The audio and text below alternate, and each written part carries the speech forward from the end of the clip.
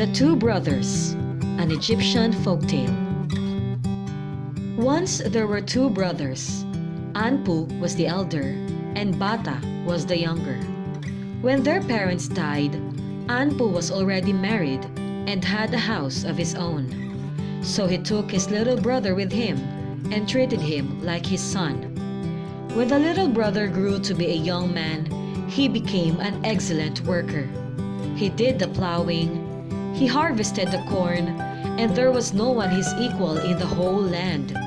Behold, the spirit of the god was within him.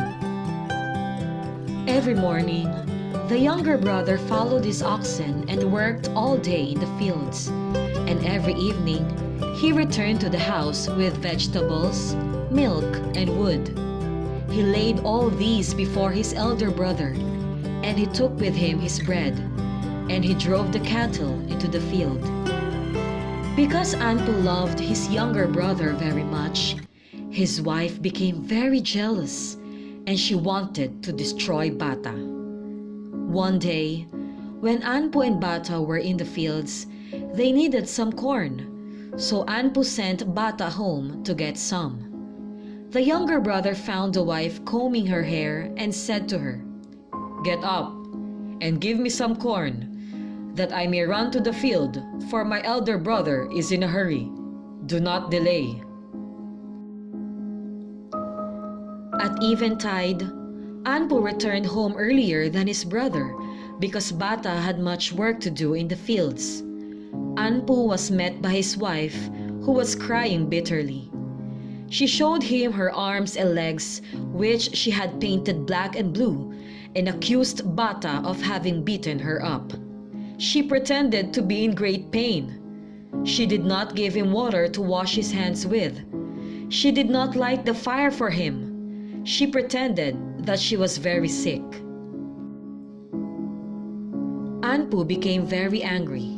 He sharpened his knife and waited for Bata in the stable. When the sun went down, Bata came home as usual, loaded with herbs, milk, and wood.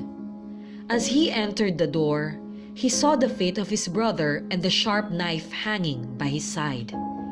The brother sprang from him, and Bata fled, praying to the god Ra, "My good lord, save me from death, thou who divines the evil from the good." Ra heard his cry. He made a river flow between one brother and the other, and filled it with crocodiles.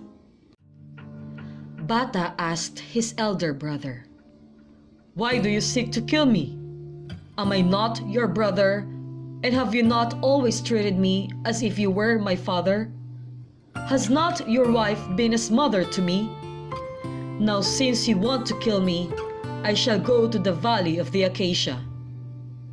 Anpu answered, "Why did you beat up my wife and almost kill her?" Bata answered, "I did not do such thing. Have I told you that I have always looked upon her as my mother?" So Anpu went home. He found his wife near the river, washing off the black and blue dye with which she had painted herself. Filled with great anger, Anpu killed his wife and cast her to the dogs. Then he sat down, poured ashes on his head, and mourned for his younger brother.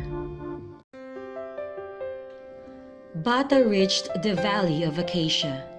Since there was no one with him, he slew wild beasts for food, built himself a house, and met the 9 gods who knew of his innocence and goodness.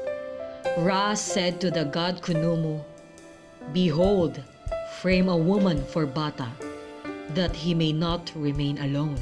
So Khunumu made for Bata a wife to dwell with him. She was indeed more beautiful than any other woman in the whole land. She was like a goddess, and Bata loved her very much.